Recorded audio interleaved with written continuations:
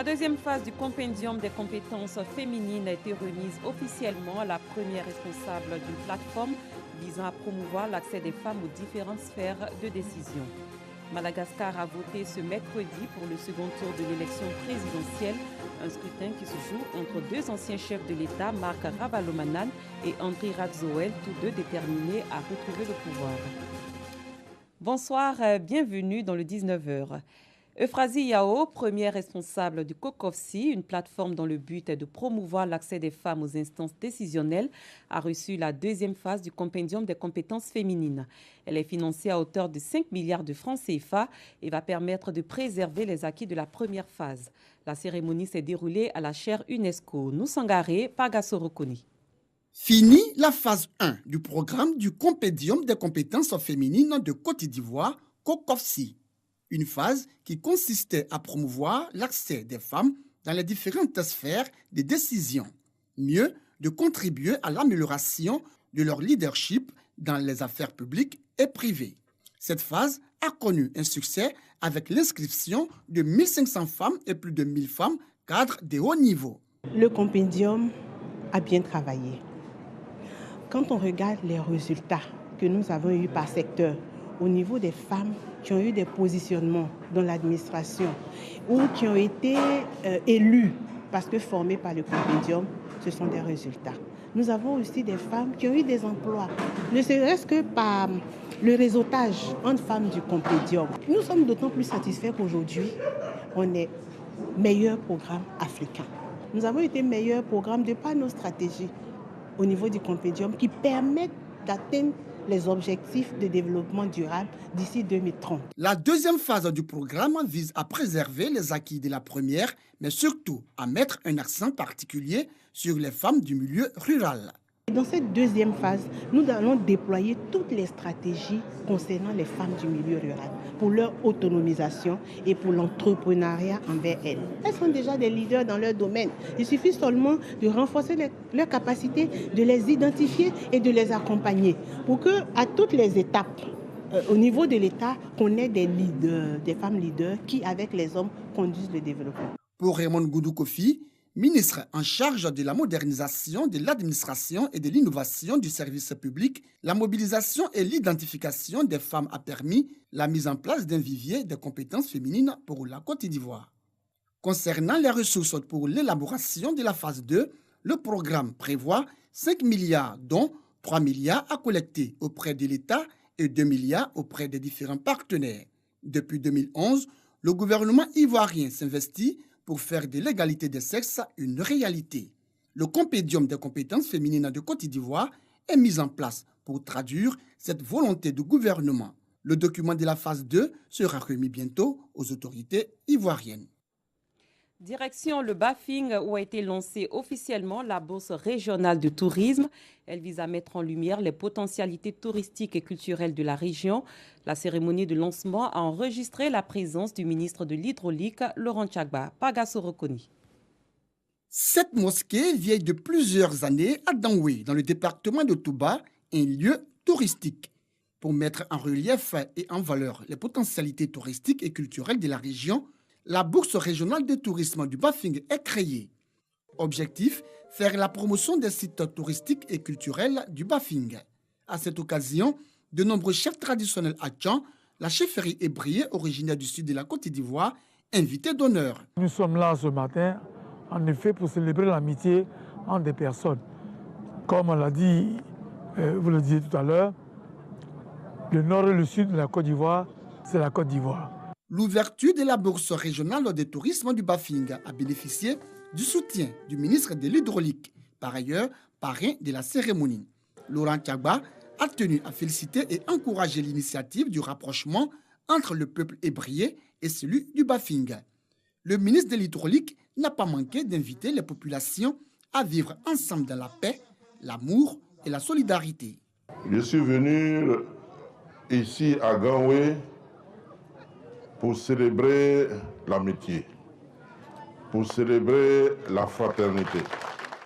Pour les organisateurs, plusieurs autres activités seront initiées dans la région les jours à venir en vue de faire la promotion des sites touristiques et culturels de la région du Bafing.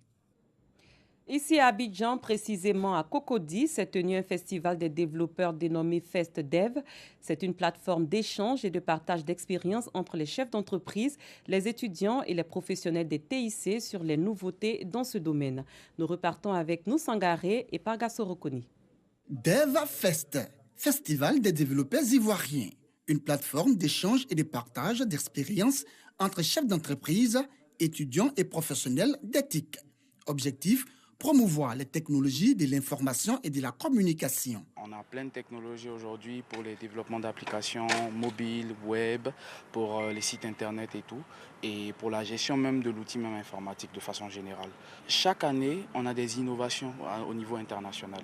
Et ces innovations-là, si ces jeunes start-upers-là ne vont pas à l'information, nous, on a pour rôle de leur permettre d'avoir cette information-là. On a eu droit à des speakers, donc des experts dans le domaine des TIC, qui nous ont entretenus sur certaines thématiques et sur certaines problématiques dans le domaine. Ce festival, qui est à sa 7e édition, a mis un point d'honneur sur la gente féminine. Aujourd'hui, on sait qu'en Côte d'Ivoire ou même partout dans le monde, le taux de femmes dans les nouvelles technologies est vraiment mince. Et nous, à travers ces communautés-là, on veut inciter ces femmes-là à s'intéresser à la technologie.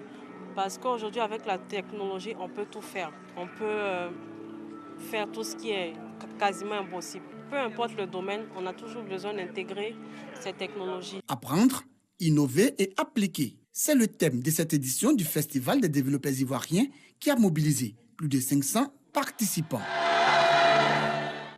Sachez avant de poursuivre que le président rwandais Paul Kagame entame une visite officielle de 48 heures en Côte d'Ivoire. Il est arrivé aujourd'hui à Abidjan en compagnie de son épouse Jeannette Kagame.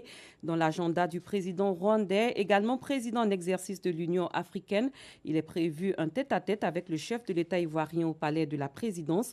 Rencontre au cours de laquelle plusieurs accords bilatéraux seront signés entre les deux pays. Le président Paul Kagame prendra ensuite part à un dîner offert en son honneur. Il sera enfin reçu au district autonome d'Abidjan avant d'échanger avec le patronat ivoirien.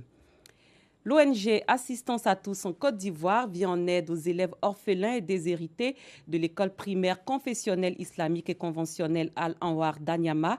Elle entend contribuer à la scolarisation de ses enfants. C'était l'occasion pour l'oustaz Mohamed Fofana d'animer une conférence, thème choisi, civisme et engagement de tous pour une école de qualité. Doigt de laser. Ces élèves de l'école primaire confessionnelle islamique Al-Anwar d'Anyama peuvent applaudir. Ils viennent de bénéficier de la somme d'1 500 000 francs CFA pour la prise en charge de 50 élèves orphelins et déshérités, en plus des kits scolaires d'une valeur de 300 000 francs CFA. Un don de l'ONG Assistance à tous en Côte d'Ivoire, dirigée par Cissé Sila Mamine. Sa mission, lutter contre la fatalité de l'ignorance qui pèse sur les jeunes générations. Heureux du geste de l'ONG Assistance à tous en Côte d'Ivoire, le fondateur de l'établissement, Oustaz Brahima Konaté, a tenu à exprimer toute sa gratitude à la donatrice.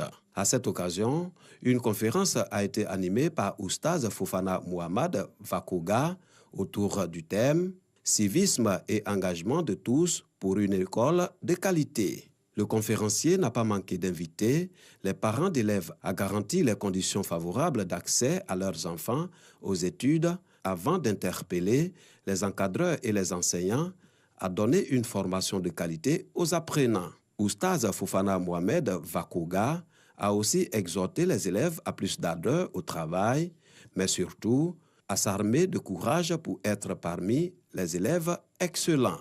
Cette cérémonie a bénéficié du soutien du représentant de l'inspecteur de l'enseignement primaire d'Anyama. Dago Zouabi Anselme a invité le personnel enseignant à redoubler d'efforts pour de meilleurs résultats scolaires. Plus qu'un désastre, le plastique est devenu un fléau planétaire. Il est présent dans presque tous les objets du quotidien. Une bouteille de plastique met plus de 400 ans à se dégrader. Moins d'un cinquième des déchets plastiques sont recyclés. Alors, question, comment se recycle le plastique? Quelles sont les solutions pour un bon recyclage? Awa Diaby et Doigt de Laser nous donnent des réponses. La plupart des plastiques sont fabriqués à partir d'hydrocarbures présents dans le gaz naturel, le pétrole et le charbon. Ils sont constitués de chaînes de molécules liées entre elles appelés polymères. Il existe deux grandes familles de polymères et de thermoplastiques. Ils représentent environ 80% de la consommation mondiale de plastique. Ils se ramollissent lorsqu'ils sont chauffés, puis durcissent lorsqu'ils sont refroidis. Ils peuvent être recyclés. Les thermodurcissables, ce sont des substances qui durcissent définitivement et ne se ramollissent pas une fois réchauffées. En 1950, l'industrie produisait 2 millions de tonnes de plastique par an. Aujourd'hui, ce chiffre s'élève à 400 millions de tonnes. Les plastiques peuvent être recyclés en une grande variété de biens de consommation et chaque année, 2 millions de plastiques se déversent dans les océans et les sites d'enfouissement. Une bouteille de plastique met plus de 400 ans à se dégrader. Moins d'une cinquième des déchets plastiques sont recyclés. Il y a une telle variété de polymères qu'il est très compliqué de les recycler. Il est donc moins cher de fabriquer des plastiques neufs que de le recycler. Alors, quelles sont les solutions? Investir massivement dans les bioplastiques, des polymères naturels issus des déchets agricoles et des plastiques biodégradables. Utiliser des matières recyclables de haute qualité. Taxer la production de plastique et inciter les entreprises à abandonner le plastique dans les emballages au profit de matériaux alternatifs. C'est aujourd'hui que s'est tenu le second tour de la présidentielle à Madagascar. Un peu moins de 10 millions d'électeurs étaient appelés aux urnes. Ils doivent départager les deux finalistes, deux ex-présidents, Andry Rajoelina et Marc Ravalomanana. Ce duel entre deux ex-chefs d'État, rivaux de longue date, fait craindre des violences post-électorales, comme nous l'explique Rosemont Kini et Edouard Delazer. À Madagascar, le second tour de la présidentielle a un fort goût de règlement de compte. Dans un climat tendu, il oppose deux anciens présidents.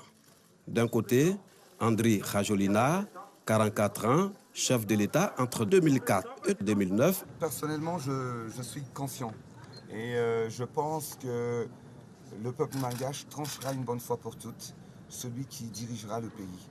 Donc je fais encore appel à tout le peuple malgache de venir massivement voter et dès maintenant. De l'autre côté, Marc Ravalomanana, 69 ans, qui fut à la tête de l'île de 2002 à 2009. J'espère que nous allons changer ce pays, c'est sûr. Je suis confiant de faire le changement et avec la participation de toute la population malgache, j'espère. Le résultat devait être serré, Rajoelina ayant réuni 39,2% des voix au premier tour et Ravalomanana 35,3%. La présidentielle en République démocratique du Congo est, elle, prévue le dimanche prochain. La campagne pour ce scrutin prend fin vendredi, mais pas dans la capitale. En effet, la campagne pour la présidentielle a été suspendue ce mercredi à Kinshasa, alors que le candidat de l'opposition, Martin Fayulu, est attendu dans la capitale pour tenir un meeting. Les autorités ont justifié cette décision par les tensions sécuritaires. Le pacte sur les migrations lui aura coûté son poste. Le Premier ministre belge Charles Michel a annoncé hier la démission de son gouvernement de centre droit.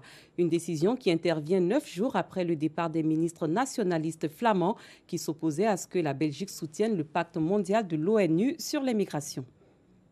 Fin de cette édition. Merci de l'avoir suivi. Très bonne soirée. Je vous retrouve demain.